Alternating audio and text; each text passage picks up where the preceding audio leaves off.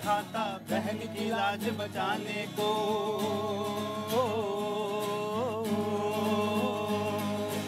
एक तरफ तू कसम है खाता बहन की लाज बचाने को, एक तरफ तू बहन को छेड़े क्या कहिए जमाने को, क्या कहिए जमाने को। त्योहार जहाँ संस्कार है, धर्म जहाँ पे विचार है, त्योहार जहाँ संस्कार है, धर्म जहाँ पे विचार है, फिर क्यों ये अत्याचार है, फिर क्यों ये अत्याचार है, फिर क्यों ये अत्याचार है, फिर क्यों ये अत्याचार है। भैया जी का यही सवाल है, फिर क्यों ये अत्याचार है। भैया जी कहीं में आपका एक बार फिर न्यूज रूम से स्वागत है। बाहर बरसात है और यहाँ पर न्यूज रूम की छत है। यकीनन मानिए मैं बस यहाँ से निकलने ही वाला हूँ, निकलूंगा, जल्दी निकलूंगा। उम्मीद करिए कल मैं यहाँ से बाहर हूँ। ये बरसात जो बेमौसम यानी मौसम में सावन में ये जो बरसात लगातार झड़ी लगी हुई है, इससे बाहर निकल के हम आपसे बातचीत का रुख फुटपाथ पे ही रखेंगे। लेकिन बेहद माफ़ी के साथ मैं यहाँ पे न्यूज़ रूम में मौजूद हैं, हमारे तमाम मेहमान हमारे साथ मौजूद हैं और लाजवाब सॉन्ग, लाजवाब गाना आपका जो आप लगातार रोज़ हमारे लिए बजाते हैं। बहुत बहुत शुक्रिया साहब, बहुत बहुत शुक्रिया इस बैंड के लिए। लेकिन बीच बीच में मैं आपसे सुनता रहूँगा, पूछता रहूँगा। जी हाँ भैया जी, कहीं में आज बात इरफान खान को लेकर। जी हाँ, इरफान पठान साहब जो क्रिकेटर हैं, उनके ट्वीट को लेकर और उनके ऊपर जो तमाम सारी बातचीत हुई उसके रुख को लेकर सवाल ये है कि आखिर रक्षाबंधन के त्यौहार को लेकर जो उन्होंने राखी बांधी, उस राखी के बांधने को लेकर तमाम लोगों ने सोशल मीडिया पर तमाम कमेंट किए। ऐसा कमेंट करने वाले में कुछ लोगों ने कहा कि ये इस्लाम की धारणा के खिलाफ है, किसी ने कहा कि पठान होकर भी ऐसा करते हैं वो, ये गलत है। लेकिन इस पर जवाब भी दिया, लोगों ने जवाब दिया, बहुत सारे लोग सामने आए और तमाम सारे लोगों ने कहा कि इसमें कोई गलती नहीं है, जो उन्होंने किया वो बेहतर किया। लेकिन हाँ, तमाम सारे लोगों ने जो सवाल उठाया, उसी सवाल को लेकर आज हम भैया जी कहीं में यहाँ पर मौजूद हैं। हमारे मेहमान जो हमारे साथ आज शिरकत कर रहे हैं उनका हम आपका तारुफ करा दें। हमारे साथ जो मौजूद हैं मुफ्ती एजाज अरशद कासमी साहब, सदस्य all India Muslim personal law board, बहुत बहुत शुक्रिया साहब हमारे साथ आज यहाँ पे शरीक करने के लिए। हमारे साथ लखनऊ से सईद रिजवान अहमद, सामाजिक कार्यकर्ता जो लखनऊ से हमारे साथ जुड़ रहे हैं, वो हमारे साथ मौजूद रहेंगे, उनका भी बहुत बहुत शुक्रिया। रिजवान भाई, आपका भी बहुत बहुत शुक्रिया जो हमारे साथ आप लखनऊ से मौजूद हैं। हमारे साथ विजय शंकर तिवारी जी, विश्व हिंदू परिषद के प्रवक्ता, हमारे साथ आज मौजूद हैं, बहुत बहुत शुक्रिया विजय शंकर जी। यासिर जिलानी, दिल्ली संयोजक मुस्लिम राष्ट्रीय मंच, बहुत बहुत शुक्रिया आपका भी साहब। और हमारे साथ शबनम खान मौजूद हैं, सामाजिक कार्यकर्ता। तो सवाल इस बात का था कि जो ट्वीट किया और जो तमाम सोशल मीडिया पे आवाज़ उठी उस पर राखी को लेकर, तो सबसे पहले मैं जनाब कासमी साहब आपको खड़ा करना चाहूँगा और ये जानना चाहूँगा पठान ने गलत किया या सही किया, और जो सोशल मीडिया पे जो बहस चली वो गलत या सही? देखिए, पठान ने क्या क्या नहीं किया ये उनकी अपनी पर्सनल लाइफ है, और जो कुछ भी किया वो खुद अगर पूछे कि हमको क्या करना चाहिए क्या नहीं करना चाहिए, तो मैं समझता हूँ कि मैं ऑथराइज्ड होता हूँ या मुझे राइट होता है जवाब देने का। और जब वो मुझसे नहीं पूछ रहे हैं तो मैं क्यों उनके बारे में कोई टिप्पणी करूँ।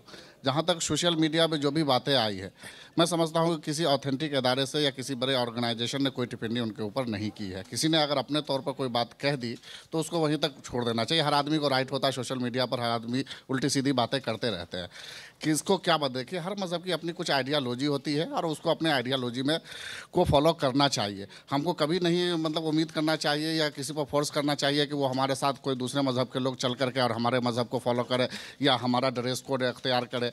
और ना हमको ऐसा करना चाहिए कि हम दूसरे करें। हर एक दूसरे का एहतराम तो ज़रूर करें, इज्जत करें, सम्मान करें, लेकिन ये हमें नहीं उम्मीद करनी चाहिए कि हम एक दूसरे को फॉलो भी करें। एहतराम सम्मान अलग चीज़ है। लेकिन बांधना जो राखी का थ्रेड है वो देखिए, राखी का उनको वहाँ पर क्या समाजी मजबूरी रही होगी या क्या क्या होगा, वो उनकी खुशी भी तो हो सकती है कासमी साहब। बिल्कुल हो सकती है, वो एक सोशल लाइफ में रहते हैं। कोई ज़रूरी नहीं कि हर चीज़ को मजहबी नुक्ते नज़र से देखा जाए, या समाजी तौर पर भी देखा जा सकता है, तो उनकी अपनी पर्सनल लाइफ है। लेकिन मैं उनके बारे में कोई टिप्पणी इसलिए नहीं कर सकता कि वो देखिए, किसी के बारे में मजहबी राय उसी वक्त दी जाती है जब वो खुद पूछे। फतवा देने का ये तरीका होता है।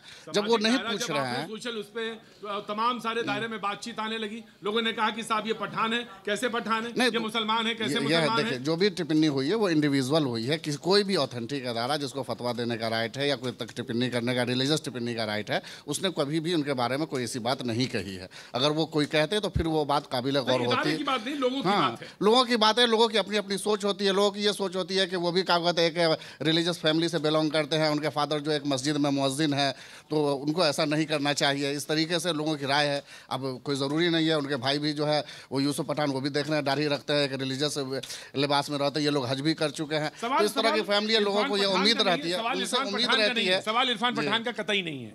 सवाल यह है कि राखी के बंधन अगर कोई बांधना चाहता है, कोई राखी अगर किसी के कलाई में बांधता है, तो वो कोई बुराई वाली बात तो नहीं होगी। नहीं, देखिए, अब हम जिस समाजी लाइफ में रहते हैं, यहाँ हमारी जो एक मुश्तरका तहजीब है, गंगा जमनी तहजीब है, हर आदमी एक दूसरे से मिलजुल कर रहता है। अगर किसी को कौमी यकजहती के लिए अगर कोई आदमी वक्ती तौर पर ऐसा कर लेता है, हम उस पर कोई टिप्पणी नहीं करने जा रहे हैं, और न हम कुछ कहने जा रहे हैं कि वो गलत कर रहा है या सही कर रहा है। खुद करने वाले को सोचना है कि हमें क्या करना चाहिए, क्या नहीं करना चाहिए। इस्लाम के नुक्ता नज़र से देखिए, इस्लामी नुक्ता नज़र से मैंने कहा कि हर मजहब की अपनी आइडियालॉजी होती है, और इंसान को अपनी आइडियालॉजी के दायरे में, लिमिटेशन में रहना चाहिए। जी, तो यानी उसके हिसाब से जी, इस्लामी नुक्ता नज़र के हिसाब नहीं, इस्लामी नुक्ता नज़र से मैंने कहा ना कि इस्लाम का जो अपना सिस्टम है, जो अपना एक तरीका है, उस तरीके को इंसान को फॉलो करना चाहिए, उसी के दायरे में रहना चाहिए। इस्लाम कभी नहीं डिमांड करता कि आप जो दूसरे मजहब को गलत कहें या दूसरे मजहब के अंदर में रहें। मुस्लिम राष्ट्रीय मंच से उन्होंने कहा कि इस्लाम ये इस बात का एक दायरा है, उस दायरे में रहना चाहिए, उसके दायरे के बाहर। देखिए, कौमी यकजहती की बात करते हैं, लेकिन कहीं ना कहीं इनकी जो जहनियत है,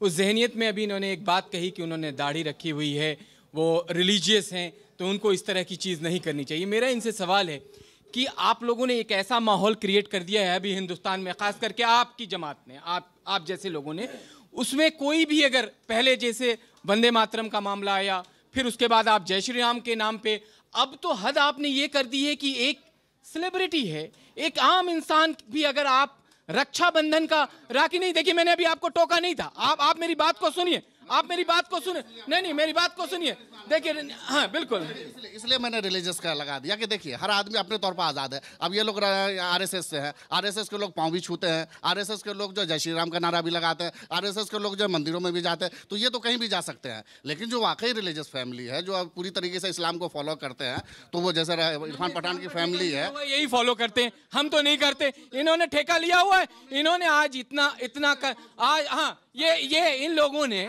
छूते हैं कि नहीं छूते हैं? आप ये देखिए, ये खुद छूते हैं पाँव सबका। आप बताइए, अगर पाँव छूना इज्जत है, आप संस्कार, अरे आप मुझे मत समझाइए, मैं आपसे समझने वाला नहीं हूँ। देखिए, मैं सिर्फ ये कहना चाहता हूँ कि जिस लाइन पे ये लेके जाना चाहते हैं, वो हिंदुस्तान नहीं बर्दाश्त करने जा रहा है। मैं इनसे एक सवाल करता हूँ, आप तो अभी 50-60 साल पहले के इस्लाम में ही आप घबरा गए, आप 1100 साल पुराना इस्लाम भूल गए, आप ख्वाजा गरीब नवाज को भूल गए, आप महबूब इलाही को भूल गए, आप भूल गए, नहीं आप भूल रहे थे। ख्वाजा गरीब नवाज किसी का पाँव छुए थे जाके? आप गरीबों की खिदमत कैसे करी थी, गरीबों की खिदमत कैसे करी थी, कैसे हिंदू मुस्लिम एकता, हिंदू मुस्लिम, अरे आप होती है वो सब जानते हैं। एकता मजहब के अंदर है, जो आदमी मजहब को फॉलो करेगा। महबूब इलाही निजामुद्दीन औलिया में बसंत जो है, बसंत का जो पूरा का पूरा त्योहार मनाया जाता है, ये पूछिए इनसे, क्या खारिज करते हैं उसको? बसंत का पूरा एक 7 दिन का प्रोग्राम है। आप सवाल देखिए, आप लोग हंसेंगे, आप उन्हें खारिज करते हैं, फिर आप हिंदुस्तान के गंगा जमुनी तहजीब को खारिज कर दीजिए। पर आपका समर्थन करता हूँ। आप देखिए, चंद लोगों ने इरफान पठान को ट्रोल किया, उनके साथ कोई भी इस्लामी स्कॉलर या इस्लामिक एजेंसी नहीं खड़ी है। सबसे पहले ये इसका खंडन करते हैं हम लोग। दूसरी बात, अब बात आती है भावनाओं की, बिल्कुल, कौमी यकजहती की, बिल्कुल आती है, एक संदेश देने की। बिल्कुल, क्या श्रीमान पिछले 4 साल पहले एक संदेश देने के लिए कुछ चंद लोग बड़ी मोहब्बत में आए और एक टोपी लेकर हमारे प्रधानमंत्री के सर पे रखनी चाहिए? रुकिए, जय जिलानी साहब, आपने नहीं, उनका बदला खून, नहीं आप खून का बदला खून करते हैं। देखिए, ये खून का बदला खून, इन लोगों ने हमेशा इस तरह की बात करी हिंदुस्तान में। नहीं और को खिलाओ। मैंने सवाल किया, कौमी एकजहती की बात करते हैं, जब मैंने जब आपसे सबसे बड़ा देश का रिजवान भाई, बिल्कुल, फ़हीम साहब, रिजवान साहब लखनऊ से हमारे साथ समाजिक कार्यकर्ता जुड़े हुए हैं। रिजवान साहब इस्लाम के एक अच्छे जानकार भी हैं और वो जाने माने वकील हैं, वो कुछ बोलना चाहते हैं। जी रिजवान साहब फरमाइए। रिजवान साहब जी जी साहब, देखिए ऐसा है, मैं मौलाना साहब को और जो हमारे और मुस्लिम साथी आपकी शो में उनका बड़ा सम्मान करता हूं, लेकिन उनको मैं इस्लाम की आइडियोलॉजी बता दूं। वो बार बार इस्लाम की आइडियोलॉजी के बारे में बोल रहे थे। इस्लाम, और आपको भी अच्छा लगेगा और आपके व्यूअर्स को भी, इस्लाम की जो बेसिक आइडियोलॉजी और थियोलॉजी है वो है तौहीद, कि खुदा एक है। तौहीद के बाद हम आते हैं इस्लाम पर। इस्लाम एक अरबी वर्ड है जो बताता है कि अगर उस एक खुदा पर तुम यकीन करते हो तो तुम इस्लाम के मानने वाले हो। उस सबसे ऊपर तौहीद है, उसके बाद इस्लाम है, और इस्लाम के बाद आता है कुरान। जो लोग कुरान पे यकीन करते हैं और आखिरी पैगंबर पे यकीन करते हैं वो मुसलमान कहलाते हैं। तौहीद, इस्लाम, मुसलमान। हमारे सही अल बुखारी साहब की हदीस है, सही अल बुखारी साहब की जो हदीसें हैं वो पूरी दुनिया में जानी और मानी जाती हैं और इनसे पूरे मुस्लिम देशों में कानून बनते हैं।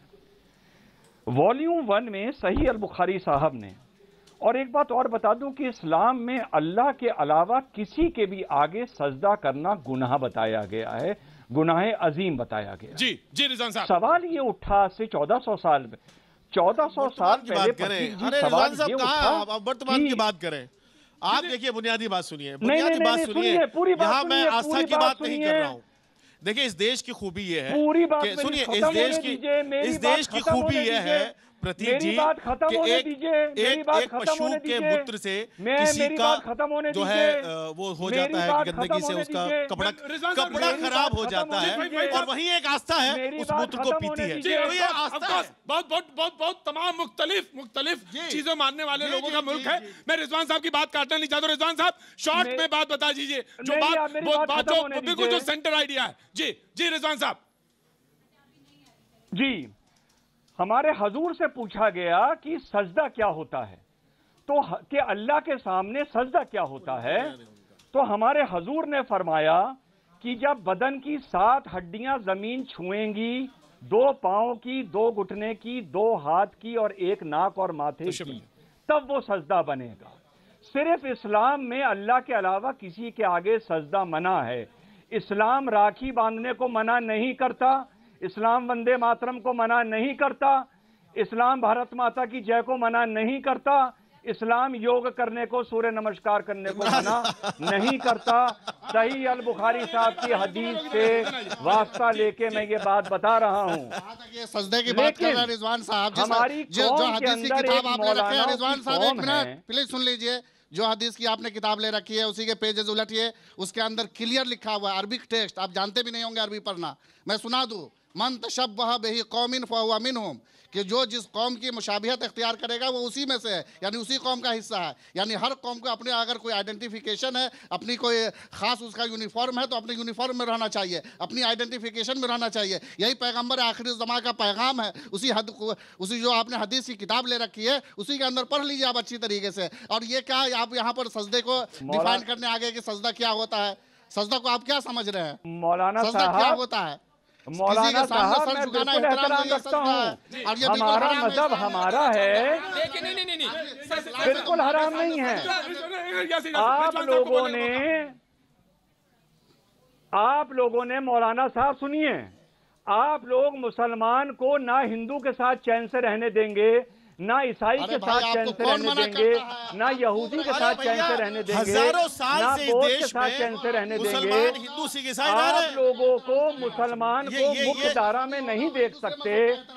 आप लोग मुसलमान कौम के सबसे बड़े दुश्मन हैं भाई। आप लोगों ने मुसलमान कौम को बद से बदतर कर दिया है। आप लोगों ने मुसलमान कौम को कहीं का नहीं छोड़ा है। रिस्पेक्ट नहीं कर सकते जो हम कर सकते हैं, इसलिए कि मजहबी दूसरे मजहब को रिस्पेक्ट करना सिखाता है। आप पर जब मजहब का पर फेथ नहीं है, आपका इस्लाम पर फेथ नहीं है, आपका पैगंबर आखिर के बारे में आपका फेथ नहीं है, तो आप दूसरे मजहब का क्या रिस्पेक्ट करेंगे?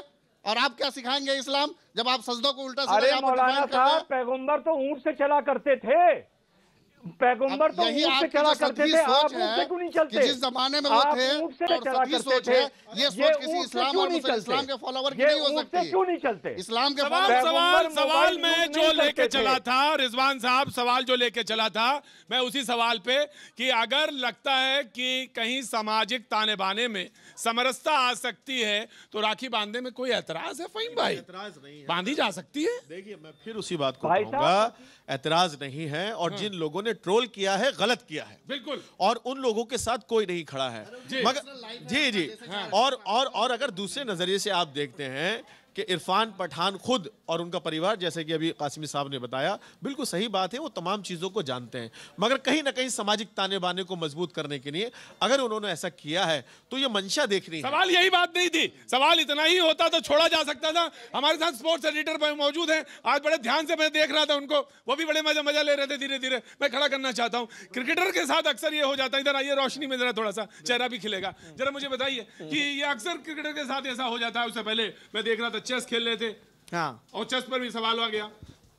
4 दिन पहले इरफान पठान से मेरी बात हुई फ़ोन पर, और मैंने उनसे कहा कि ये पूरा आपका बवाल हो रहा है, आपकी अपनी पत्नी की तस्वीर डाली पूरी दुनिया में, आप हमें इंटरव्यू दीजिए। उन्होंने बोला कि नहीं, मुझे इंटरव्यू देने की ज़रूरत नहीं है, सफाई देने की ज़रूरत नहीं है। बोला मैं भारत के लिए खेल चुका हूँ, पाकिस्तान जैसे मुल्क का भी दौरा किया। ये बोला कि उन्होंने कुछ बहुत कम लोग हैं जो जानबूझकर मीडिया में आने के लिए, पब्लिसिटी पाने के लिए ऐसी चीज़ें करते हैं। उनका साफ कहना था कि मैं ऐसे लोगों की मजम्मत की जानी चाहिए ना, तो जो लोग ऐसा करते हैं। और इसलिए इरफान ने ये जानबूझ के किया। वो जब उनका पत्नी वाले पिक्चर को लेकर विवाद हुआ, उन्होंने जानबूझकर ये रक्षाबंधन वाला डाला कि भाई आप चाहे कितने भी हो, आपकी सोच चाहे कितनी भी छोटी हो। मोहम्मद शमी भी नबी, आप देखिए उन्होंने जवाब वही दिया। उनकी पत्नी के कपड़ों को लेकर लोगों ने सवाल उठाए थे, उन्होंने दोबारा डाला। उन्होंने बोला आप हमें मत सिखाइए। और ये इंटरनेशनल क्रिकेटर हैं, आप देखिए, और भारत के क्रिकेटर है, जहाँ पर इरफान पठान को जहाँ पर अपने धर्म की इज्जत करनी हो। तो मैं उनके शादी में गया हुआ था वडोदरा में, उनके शादी में वो अकेले खड़े थे, उनकी पत्नी नहीं थी क्योंकि पर्दा का था। तो उन्होंने उस समाज के हिसाब से, वडोदरा का उनका समाज है जहाँ पर उनके सारे लोग आ रहे थे, वहाँ उन्होंने उसका रिस्पेक्ट किया उस चीज़ को। लेकिन वो बाहर जाते हैं तो सबके सामने रहते हैं। तो सवाल इस बात का है यही कि आखिर रक्षाबंधन का पर्व था, उन्होंने हाथ में कलाई में राखी बांध ली। शबनम, तो क्या आसमान टूट गया? नहीं, कोई आसमान नहीं टूटा है। हाँ। ये आसमान तोड़ने का काम सिर्फ हमारे जो मौलाना हैं, हाँ। ये करने में लगे हुए हैं। कौन मौलाना? जो भी मौलाना हैं, जैसे आप भाषा सुनते हैं इनकी कि हाँ। कहाँ से सब अच्छे हैं। आपको अच्छे बहुत हैं। हाँ। अच्छे तो सब धार्मिक गुरु, मैं तो धर्म का गुरु किसी को मानती नहीं हूँ। ज्ञानी हो सकता है, धर्म का कोई गुरु नहीं हो सकता है। धर्म सर्वोपरि है, उसका कोई गुरु कैसे हो सकता है? चलिए वो भी मान लिया, चलिए आपको धर्म गुरु कहने लगे। आपने तो हमें बिल्कुल जेब में, पॉकेट में ही रख लिया। आपने तो हमें ऐसे समझ लिया कि चलिए अब जो हम इन्हें डिक्टेट करेंगे ये बस वो ही सुना करेंगे। क्योंकि अगर आप और हम थोड़े पहले की बात करें प्रतीक जी, तो इन्होंने हमें ऐसा डराया कि अगर आपने मौलाना की बात नहीं मानी तो अल्लाह पाक आपको भस्म कर देगा, जला देगा, राख कर देगा। तब हम लोग भी डर के इनके पीछे पीछे पल्लू पकड़ के इनका कुर्ता निकल लेते थे। आज आप और हम पढ़े लिखे हो गए हैं, हम लोग कुरान शरीफ पढ़ते हैं, हम उसका तर्जुमा पढ़ते हैं, हम हर आयत का मतलब समझ पाते हैं कि हमारे लिए लिखा क्या है अल्लाह। मौलाना, आप मुस्कुरा क्यों रहे हैं इनकी बात पर? इतनी क्या इन्होंने कोई नासमझी वाली बात तो नहीं कही, इन्होंने बड़ी समझदारी वाली बात कही है, और जो समाज में चल रहा है वो जो समझदारी वाली बात वही कही। मैं खड़ा करना चाहूंगा आपको। जानबूझ करके इन्होंने ऐसी बात कही कि मैं उन पर रिएक्ट करूं, लेकिन मैं मुनासिब नहीं समझता कि इन पर रिएक्ट करूं। ये खातून है, सिनफ नाजुक है, मौलाना पर अटैक कर रही है, जाहिर है। नहीं, वो कर रही है, लेकिन मेरा इनके बारे में कोई रद्द अमल नहीं है। मैं इनको समझता हूँ कि ये इनका अपना इस्लाम है, इनका अपना मजहब है, इनका अपना जैसी चाहे जिंदगी गुजारे।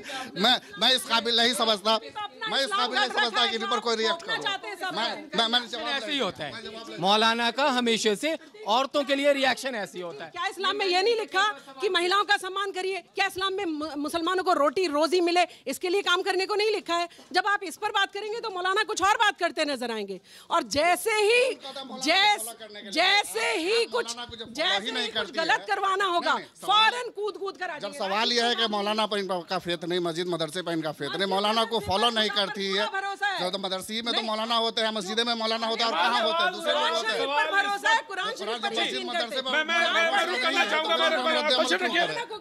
तशरीफ रखिए, आप भी तशरीफ रखिए।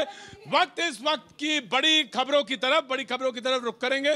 बड़ी खबरों के रुख के बाद हम एक बार फिर वापसी करेंगे। गुजरात राज्यसभा चुनाव में क्रॉस वोटिंग के दौरान वोट सार्वजनिक करने विवाद पर मतगणना में हो रही है देरी। जेडीयू प्रवक्ता केसी त्यागी ने कहा, हमारा एकमात्र वोट बीजेपी को गया, तो वहीं विधायक छोटू वसावा का दावा, मैंने अपना वोट अहमद पटेल को दिया। अयोध्या में विवादित जमीन पर ही शांतिपूर्ण तरीके से राम मंदिर बनाने के पक्ष में शिया वक्फ बोर्ड ने सुप्रीम कोर्ट में हलफनामा दिया। चंडीगढ़ छेड़खानी कांड के आरोपी और बीजेपी के प्रदेश अध्यक्ष सुभाष बराला ने कहा, पीड़िता मेरे बेटी जैसी है।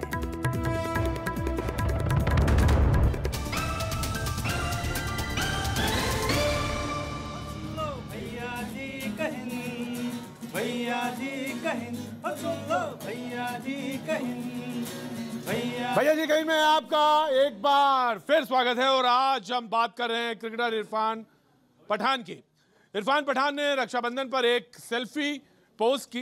पोस्ट क्या करना था, बस उसमें राखी दिख गई और कट्टरपंथियों ने ऐसा जमकर उन्हें धुना कि वो सिर्फ बाउंड्री के बाहर दिखाई दिए। अलबत्ता बहुत सारे ऐसे लोग थे जिन्होंने तारीफ भी की। ज़्यादा लोग वही थे जिन्होंने तारीफ की, कहा कि इरफान पठान ने कोई गलत काम नहीं किया। लेकिन कट्टरपंथी तो ये बोले कि इस्लाम में इसकी इजाज़त नहीं है। फ़हीम साहब नहीं, देखिए वो ना तो इस्लाम से उनका इतना कोई बड़ा ताल्लुक है जिन लोगों ने ट्रोल किया है, और वो मैं समझता हूँ बेरोज़गार हैं। उनको रोज़गार की ज़रूरत है, उनको शिक्षा की ज़रूरत है, वो बीमार हैं, उनको इलाज की ज़रूरत है। तो सरकार को चाहिए कि इस मुद्दे को वो दूसरे तरीके से लें और उनके इन चीज़ों का इस्तेमाल कर कर उनके दिमाग को और उनके सेहत को ठीक किया जाए। और दूसरी बात, इन्हीं में मुद्दों में से एक मुद्दा मैं ज़रूर आपके माध्यम से उठाना चाहूँगा कि जिस तरीके से ये अदला बदली चल रही है, जिस तरीके से हमारे इस ताने बाने को तोड़ने का प्रयास किया जा रहा है, मैं हमेशा आपके माध्यम से कहता हूँ, ये राम रहीम की लड़ाई नहीं है, ये सियासत की लड़ाई है, ये कुर्सी की लड़ाई है, ये लोगों को लड़ाने की लड़ाई है। देखिए ना, इतिहास को किस तरीके से बदला जा रहा है। आप देखिए, मुगल साम्राज्य इस देश को अगर बनाने में सबसे बड़ा योगदान रहा है तो मुगलों का रहा है। और क्या क्या रहा है मुझे कहने की जरूरत नहीं है, उनकी आज भी निशानियां दिल्ली में, हिंदुस्तान में बहुत खूबसूरती से खड़ी है। पूरी दुनिया देखने आ रही है। आप इशारा कर रहे हैं महाराष्ट्र की तरफ। इसी इतिहास को बदलने का प्रयास, इस एनडीए सरकार ने महाराष्ट्र, राजस्थान, हरियाणा और न जाने कौन कौन से राज्य में उनका इतिहास बदल के रख दिया है। बना तोड़ा जा रहा है। और मुगल सराय स्टेशन जो हुआ करता था, आज उसका नाम बदला जा रहा है। तो यहाँ पर तैयारी हो रही है इतिहास को बदलने की। जी, विजय शंकर सवाल उठाता है तो परेशानी क्यों?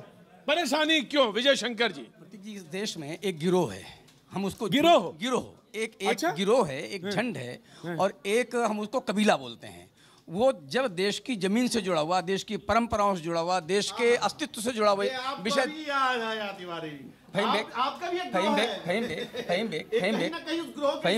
फहीम बेग, मुझे पता है आपको बहुत कष्ट हो रहा है, क्योंकि इतना झूठा इतिहास लिखा हुआ इतिहास जब वो बदला जा रहा है तो आपको कष्ट होना स्वाभाविक है। इस देश की जमीन ने बहुत भोगा है, और अब जब बदला जा रहा है तो इनको कष्ट हो रहा है। आप एक चीज समझिए, आप आज रक्षाबंधन का विषय एक रक्षाबंधन ने, एक राखी ने, एक सुतली ने तलवार से जब मुकाबला किया तो सुतली जीती, उसका उत्सव। लेकिन एक बात बताइए विजय शंकर जी, विजय शंकर जी, मुझे एक बात बताइए। लेकिन मुगलों को तो इतिहास आप बदल रहे हैं, लेकिन एक मुगल हुमायूं भी था, उसने राखी भेजी थी, मुझे याद है, आपको याद होगा, वो अच्छी तरह से इतिहास याद होगा। तो उस पर सवाल उन्होंने पूछा, इतिहास को बदल रहे हैं आप। मैं इतिहास बदलने वाला है, इसलिए इतिहास बदल। दुनिया का कोई भी देश अपने गुलामी की निशानियों का मिटाने का काम करता है, इस देश में भी होगा। इस देश की गुलामी की निशानियां मिटाई जाएंगी, मिटेंगी, और इतिहास बदला जाएगा। देखिए, सावरकर को जिस प्रकार से सावरकर को वीर सावरकर बताया जाता है, वो सावरकर जिसने हमेशा मांडवाली की अंग्रेजों से बचने की, कि भैया हमको माफ करो, इतिहास आप इन्हें टोका करिए। मैं टोकता हूँ, बिल्कुल टोकता हूँ। नहीं यासिर, मैं टोकता हूँ, बिल्कुल टोकता हूँ। मुगल अताताई थे, मुगल आक्रांता थे, मुगल आक्रांता थे, अताताई थे। मुगलों ने ऐसा नहीं है कि आपने कहा हुमायूं का नाम लिया, हुमायूं की सब तारीफ करते हैं, लेकिन और भी कहिए तो मैं जो मुगल राजा रहे हैं जिन्होंने भारत को लूटने का काम किया है 1200 जनाब तो 1700 ईस्वी तक उन्होंने लूटा है, उनकी बात भी किया। मैं बिल्कुल जहाँ फहीम साहब को टोकना है मैं टोकता हूँ, बिल्कुल टोकता हूँ। बस एक चीज पूछना चाह रही थी, क्या मुगलों का बखान गाना जरूरी है, या मुसलमान पढ़ेगा कैसे, शिक्षित कैसे होगा, आर्थिक रूप से संपन्न कैसे होगा? अरे तो नाम बदला तो पीछे पड़ गए। फंड बनाकर सुनिए, सरकार एक फंड बनाकर अभी तक सरकार ने पिछले 3 वर्षों में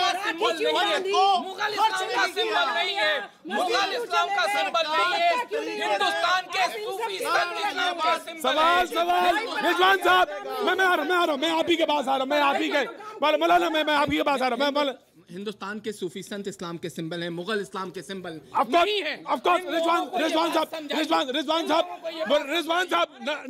रिजवान साहब मैं आ रहा हूँ। रिजवान साहब नवाबों की कैपिटल में मौजूद है, लखनऊ में मौजूद हैं। रिजवान साहब जी, आप कुछ कह रहे थे, बार बार आप हाथ उठा रहे। जी रिजवान साहब। जी प्रतीक जी, देखिए ऐसा है कि जो ये मुगलों की बात हो रही है, या ये हिंदुस्तान में जो हिस्ट्री बदलने की बात हो रही है, हमारे मुस्लिम कौम के अंदर एक कौम है, कौम मौलाना। चाहे साहब वो हिंदुस्तान हो प्रतीक जी, चाहे वो हिंदुस्तान हो, चाहे अमेरिका हो, चाहे यूरोप हो, चाहे म्यांमार हो, इन लोगों ने एक ऐसे हालात पैदा कर दिए हैं कि जो मेजॉरिटी कम्युनिटी हैं, चाहे वो यूरोपियंस हो, चाहे वो अमेरिकन हो, चाहे वो रशियन। रिजवान साहब, मैं यहाँ पे आपसे कहूंगा कि बैलेंस व्यू रखना चाहिए, बैलेंस व्यू होना चाहिए रिजवान साहब जी, क्योंकि इतिहास से छेड़छाड़ ना इधर की और ना उधर की। मैं इतिहास का स्टूडेंट हूँ, मुझे भी मालूम है रिजवान साहब, बहुत अदब के साथ आप अदब की कैपिटल में मौजूद हैं, बेहद अदब के साथ मैं आपके साथ कह रहा हूँ इस बात को कि छेड़छाड़ तो बिल्कुल जरूरी नहीं है, छेड़छाड़, लेकिन मैं सवाल मौलाना कर रहे हैं आपसे, सवाल मौलाना कर रहे हैं।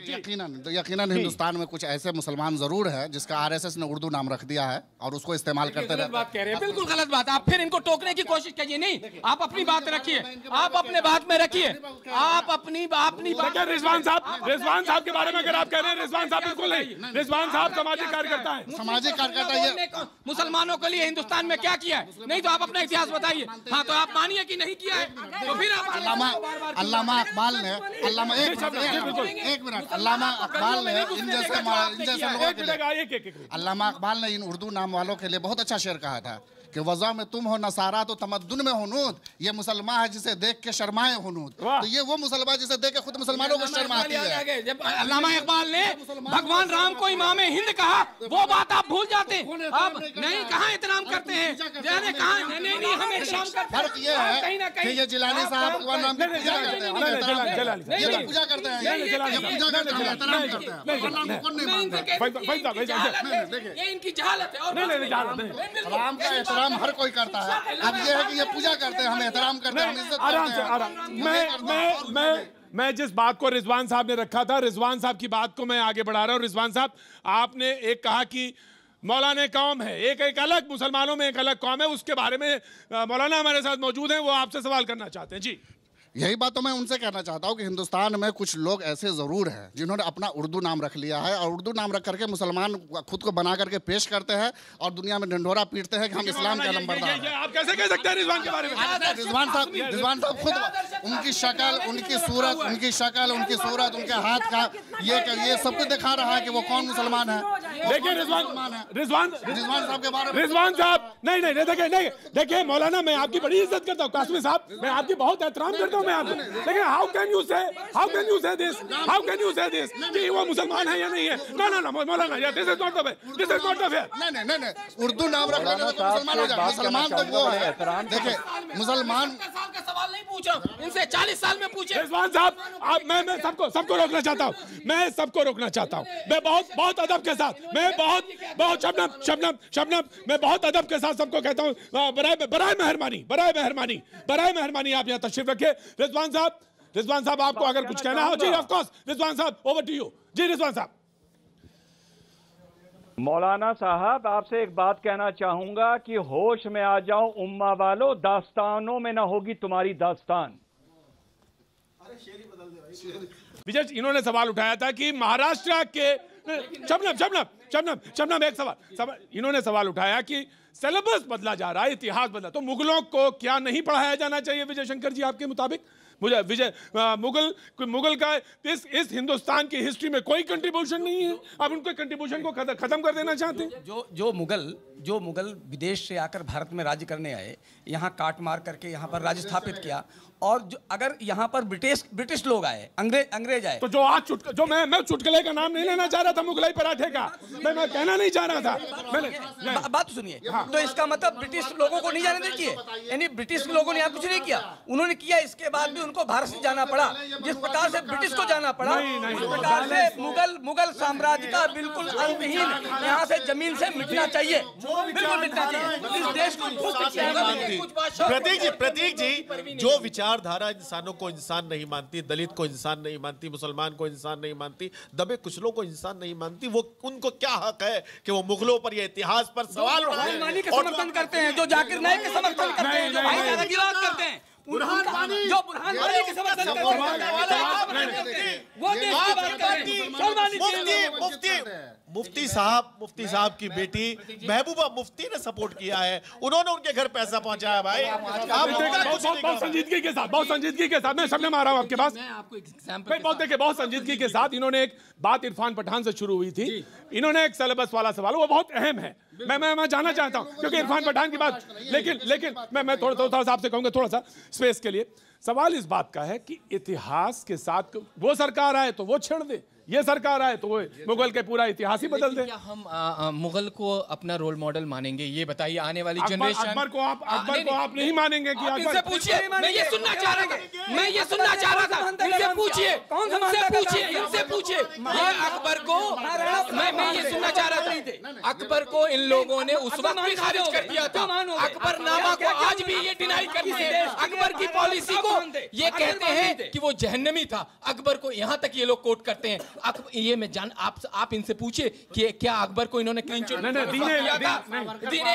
दीन इलाही को इन्होंने इस्लाम से बिल्कुल अलग बताया, इस्लाम से खारिज बताया। मौलाना बताइए, आप दीन इलाही खारिज किया आपने आपको बताने की जरूरत नहीं है दीन इलाही क्या है। सुनो, आप सावरकर को मानते हो? आप मानते हो? सावरकर बात सावरकर की नहीं है, बिल्कुल मानते हैं। मुसलमानों के लिए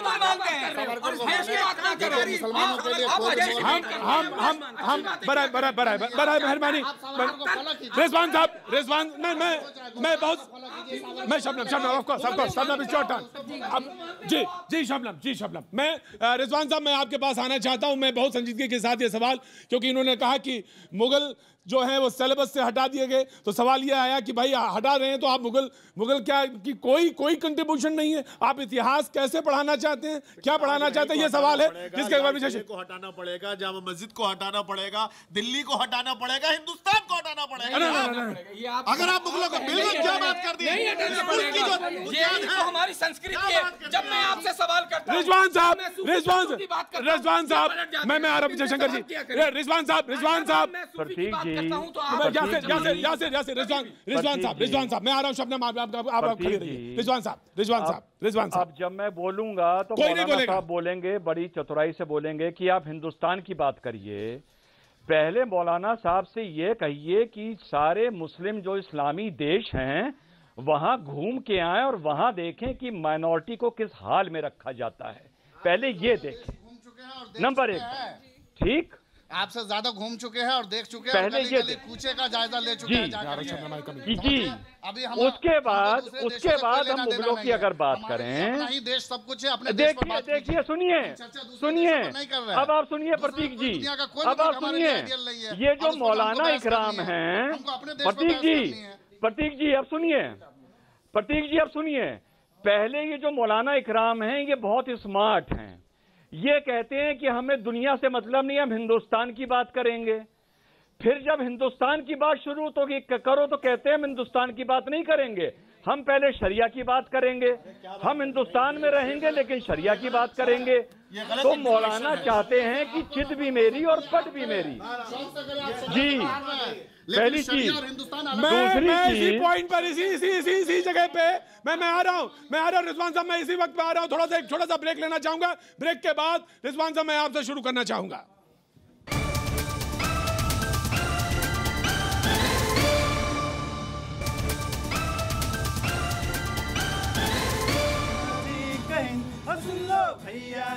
कहिन, भैया जी कहिन, हो देखो भैया जी कहिन, भैया जी कहिन, हो सुन लो भैया जी। भैया जी कहीं में आपका एक बार फिर न्यूज रूम से स्वागत है। और आज बातचीत शुरू हुई थी क्रिकेटर इरफान पठान से, घूमते हुए पहुंची महाराष्ट्र में सिलेबस के ऊपर।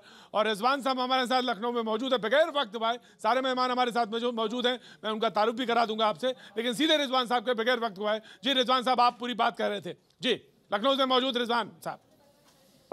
प्रतीक जी, मैं इतना ही कहना है कि जो मुसलमान इस देश में राखी का, वंदे मातरम का और योग का विरोध करते हैं, उनसे मैं एक ही बात कहूंगा कि आजादी की लड़ाई के नाम पर एक नहीं दो आपने देश ले लिए, शरिया ले लिया, मुस्लिम स्टेट ले लिया, हरा झंडा ले लिया, चांद तारा ले लिया।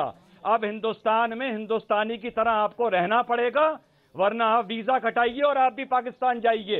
इस देश में आपके लिए कोई जगह नहीं है और इस देश का माहौल ना खराब करिए। आप किस तरीके की बात कर रहे हैं रिजवान साहब? ये आपको किसने हक दे दिया ये सब कहने का?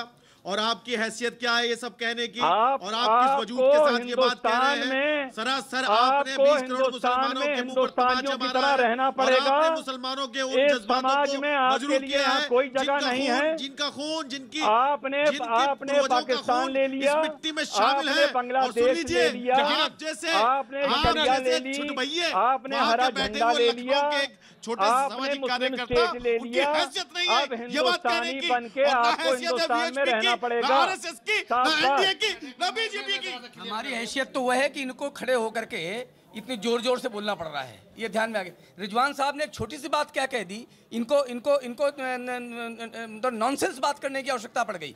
सबसे बड़ी बात क्या है कि ये जो लोग देश में भाईचारे की बात करते हैं, जो गंगा जनी तेजीस की बात करते हैं, इनके अंदर हलाहल भरा पड़ा हुआ है। जब भी भारत की बात है, भारतीयता की बात आती है, वो हलाहल निकलना शुरू हो जाता है। वो अभी समझ में आ रहा है। भाईचारा है, लोगों के दिलों को दुखाना भाईचारा है, औरतों की इज्जत लूटना भाईचारा है। की बात हो, मोहब्बत की बात हो। देखिए ये रक्षाबंधन के ऊपर हम ये डिबेट कर रहे थे। मेरी गुजारिश है कि इत्तेहाद की बात करें, अखलाक की बात करें, मोहब्बत की बात करें। देखिए रिजवान साहब ने अपनी बात रखी है, उस पर इतना जबरदस्त रिएक्शन देने की इनको जरूरत नहीं थी। लेकिन नहीं मैं आप दीजिए, आप ऐसे चापलूसों को बताना पड़ेगा। आप शो कर रहे हैं, आप अपना अस्तर नीचे गिरा रहे हैं। अगर उन्होंने किसी तरह की बात देखी, आप हर बात को आप हर बात को इतनी तेजी से कम्युनल रंग क्यों देते हैं, मुझे ये समझ में नहीं आता है। मैं बार बार इनसे रिक्वेस्ट करता हूँ, हर डिबेट ये आप लोगों का खेल है। देखिए इन लोगों ने यासिर भाई मैं रोकना चाहूंगा। शबनम मौजूद है हमारे साथ, मैं फिर मौलाना आपके पास आता हूँ। जी शबनम। प्रतीक जी, इस्लाम धर्म ऐसा कच्चा नहीं है कि राखी बांध के फोटो डाल दी तो हमारी भावनाएं आहत हो गई, हमने अगर साड़ी बांध ली तो भावनाएं आहत हो गई। भाईचारे पे तो रुका हुआ इस्लाम है, इतना बड़ा जिधर कंधे से कंधा मिल गया, कंधे से कंधा मिल गया। इस्लाम का मतलब ही मानवता है जी। अगर आप मानवता ही खो देंगे, और क्या बुरा है, अरे जिस देश में आप रहते हैं, मेरे प्रॉफिट मोहम्मद ने कहा है, जिस देश में आप रहते हैं आपको उस देश के कानून को मानना चाहिए। लेकिन शबनम ये आप ही का मुल्क है, रहते को कोई बात ही नहीं है, ये तो मुल्क ही आपका है। मुल्क हमारा है, तो फिर आप झगड़ क्यों रहे हैं? तो फिर आप ये क्यों कहते हैं वो हिंदू है, वो हमारा, ये तिरंगा हमारा है। ये कौन लोग हैं जो हमें तारा देते हैं? भारत माता इनकी नहीं है, लेकिन भारत माता इनकी नहीं है, इनकी नहीं है, राम इनके नहीं है। देश सर्वप्रथम सर्वोपरि, सबसे पहले देश। मौलाना रिजवान साहब हमारे साथ मौजूद है। मौलाना मैं नहीं समझता आज तक मैंने जिंदगी में इस तरह की बात सुनी होगी जैसी बात हम रिजवान साहब से सुन रहे हैं। मैंने पहले कह दिया था कि कुछ लोग उर्दू नाम रख लेने से मुसलमान नहीं होते। रिजवान साहब मेरी बात गौर से सुन लीजिए। हजारों डिबेट में जाने के बाद आज तक मैंने किसी मुसलमान से कम ऐसी बात नहीं सुनी होगी, किसी गैर मुस्लिम से भी ऐसी बात नहीं सुनी होगी जो बात आप कह रहे हैं पाकिस्तान जाने की बात है। ये मैंने पहले कह दिया था कि कोई उर्दू नाम रख लेने से मुसलमान नहीं हो जाता। ब्रेक से पहले आप शरीयत की बात कर रहे थे कि शरीयत क्या होती है हिंदुस्तान के अंदर में।